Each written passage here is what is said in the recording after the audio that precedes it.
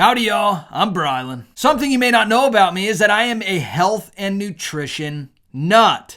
Something my physique clearly gives away, right, guys? In fact, many years ago, I began to pursue being a registered dietitian. By the grace of God, I quickly was awakened to how absolutely corrupt and backwards our health system and nutritional guidelines and all the things are in our society. Suffice it to say, I am a huge proponent of Make America Healthy Again. While I have massive disagreements with RFK in many political areas, I think the Make America Healthy Again and what RFK stands for as far as nutrition and truly bucking the system and turning things around to figure out this absolute epidemic of massive proportions when it comes to the decline of human health, especially in the rise of certain diseases when it comes to children and what that correlates to in terms of things like, However, it's been a terrible tragedy to see how RFK has essentially been silent on a lot of these things that he's been advocating for decades at this point. And it kind of seems like, well, obviously there is something going on. And there are major reports of blackmail is what is behind keeping RFK silent and stopping him from essentially just nuking the whole system. In fact, I'm going to show you this brand new dire health warning from RFK that he just announced yesterday with alarming statistics on the rise of autism. We're going to look at some statistics here based on what he has to say, but I want you to keep this in mind first. This is RFK on the Joe Scarborough show many, many years ago. And Joe Scarborough is one of those radical leftists that, like, whatever the opposite of truth is what he takes a stance in. And so listen to what Scarborough says here and what RFK says here about the rise in autism and what it's correlated to. My son, born in 1991, has a slight form of autism called Asperger's. But it seems, and again, when I was practicing law, and also when I was in Congress, parents would constantly come to me, and they'd bring me videotapes of their children, and they were all around the age of my son or younger. The generation happened in 1989. Exactly. Wow. What happened was the vaccine schedule was increased. We went up from receiving about 10 vaccines in our generation to these kids received 24 vaccines, and they all had this thimerosal and this mercury, and nobody bothered to do an analysis of what the cumulative impact of all that mercury was doing to kids. As it turns out, we are injecting our children with 400 times the amount of mercury that FDA or EPA considers safe. A child on his first day that he's born is injected with a hepatitis B shot. Under EPA guidelines, he would have to be 275 pounds to safely absorb that shot. And yet we're just constantly pumping our kids with these vaccines.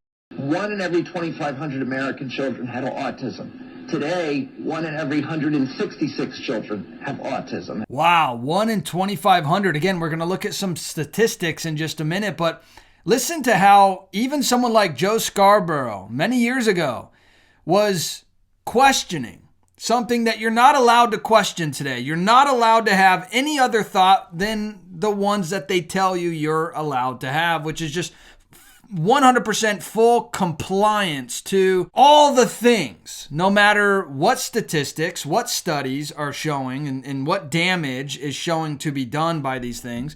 Again, you have to be careful about how I talk about this because you're not allowed to talk about it.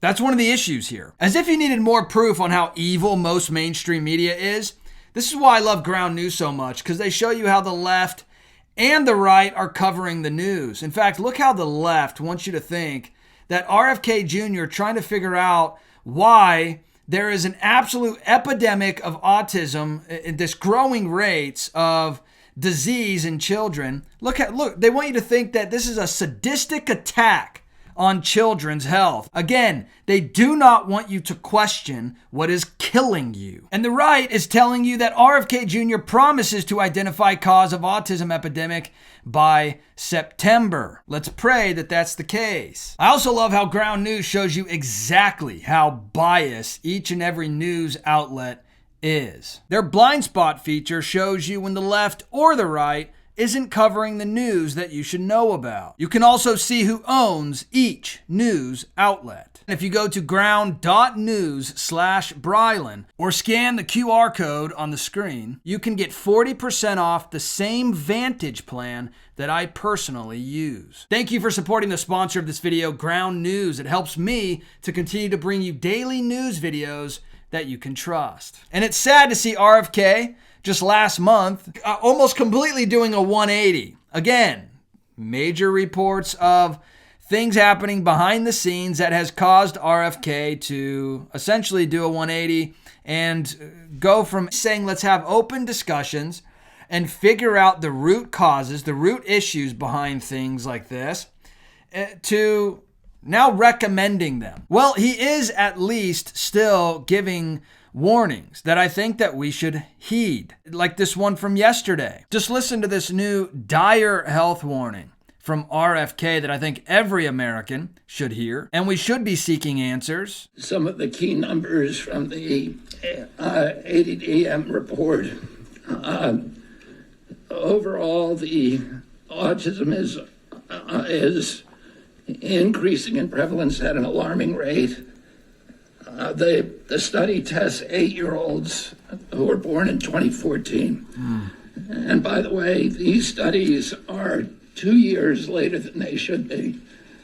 And one of the things that we're going to do as we move this function to the Administration for a Healthy America, to the Chronic Disease Division, the new Chronic Disease Division, is we are going to have updated real-time data so that people can look at this, so Americans can understand what is happening with chronic disease in this country in real time, and not have to wait 2 years to react.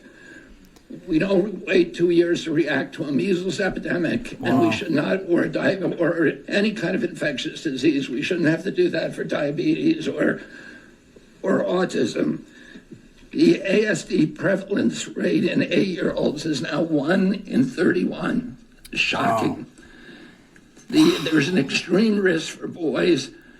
Overall, the risk for boys of getting an autism diagnosis in this country is now 1 in 20. Oh my goodness. And as high in California, which has the best data collection. So it probably also reflects the national trend, 1 in 12.5 boys. All right, he goes on, and I'm going to show you what he continues to say here. But think about that number. 1 in 12.5 boys. You know what else California is known for is having some of the most strictest. You know, you see studies that have been done, well, for decades and decades. In fact, there was one on studies of ASD prevalence in the United States during the 1990s have identified rates of 2 to 7.0 per 1,000 children. A greater than 10-fold increase from rates of 0.1 to 0.4 per 1,000 children identified during the 1980s. In fact, you see, just from the year 2000, when they increased studies, they did a new study showing 1 in 150 children will experience this, all the way to 2020, where it was 1 in 36 children. Why is this increasing so dramatically? We are not allowed to talk about why. Every American should be disgusted by this. Every American should be enraged by this. And yet, we have become so complacent with this backwards and upside down health system telling us they know exactly what to do to better your health. You're just not allowed to ask questions about it. And we've gone, oh, okay, cool. Just keep sticking me and I don't feel so well. But hey, just keep sticking me and maybe I'll feel better at some point. Oh, I'm getting worse. Who'da thunk? This is part of an unrelenting upward trend. The prevalence 2 years ago was 1 in 36. Since the first ADDM report in 1990, which was 1992 births, autism has increased by a factor of 4.8. That's 480%, I believe. The first ADDM survey was 22 years ago, when prevalence was 1 in 150 children. In all the core states, the trend is consistently upward, and most cases now are severe. So about 25% of the kids who are diagnosed with autism are nonverbal, non-toilet trained, and have other stereotypical features, head banging, tactile and light sensitivities, stimming, toe walking, etc. One of the things that I think that we need to move away from today is this ideology that the autism diagnosis, that the autism prevalence increases, the relentless increases, are simply artifacts of better diagnoses, better recognition, or changing diagnostic criteria. If you look at Table 3 of the ADDM report, it's clear that the rates are real, that they are increasing in the last 10 years, which is the beginning with the first one. Year by year, there is a steady, relentless increase. This epidemic denial has become a feature in the mainstream media, and it's based on an industry canard. And obviously, there are people who don't want us to look at environmental exposures. It is wild to think about what is happening in our society, and many people want to tell you it has always been this way. We just have better ways of diagnosing it. Don't fall for that. And not only is the rate increasing, not only is it getting worse for our children, but the severity is also increasing. So more and more children are getting these health issues, but the severity of that health issue is also increasing. This should enrage you. This should terrify you for your children. And we're just sitting back ignoring it because, again, they have told us we're not allowed to talk about it. They've told us that we're just conspiracy theorists. You're not allowed to say that. Shut up. And I am in no way, shape, or form saying that all modern medicine or medical practices are bad. I think they're in so many ways we have been blessed with modern medicine and modern health practices. But we are facing clearly an epidemic, and we have shied away from acknowledging it. We have made ourselves docile to the truth and what's going on around us.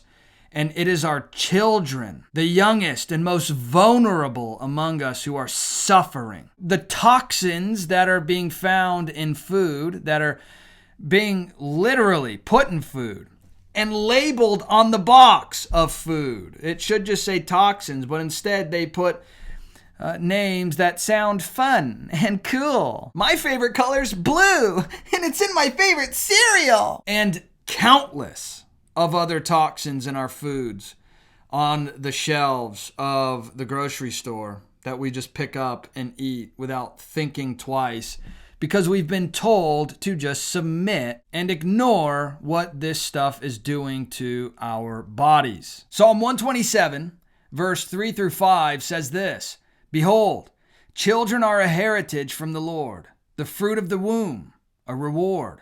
Like arrows in the hand of a warrior are the children of one's youth. Blessed is the man who fills his quiver with them. Don't ever let them convince you that you are wrong for standing up for the health of your children. We must do everything in our power, no matter the cost, to protect our children. Even if it makes us an outcast, just believing in Jesus makes you an outcast. The Bible says that the world hates Jesus. And therefore, if you follow Jesus, then the world hates you too. But hey, let me know your thoughts about all this in the comment section. I would love to hear from you. And if you wouldn't mind hitting that subscribe button, join this community. I would love to hear from you on a regular basis. And please, hit that thumbs up button, when you like this video, to get pushed out to more people, and it would really help spread the truth. All right, I'll see you in the next video. Bye.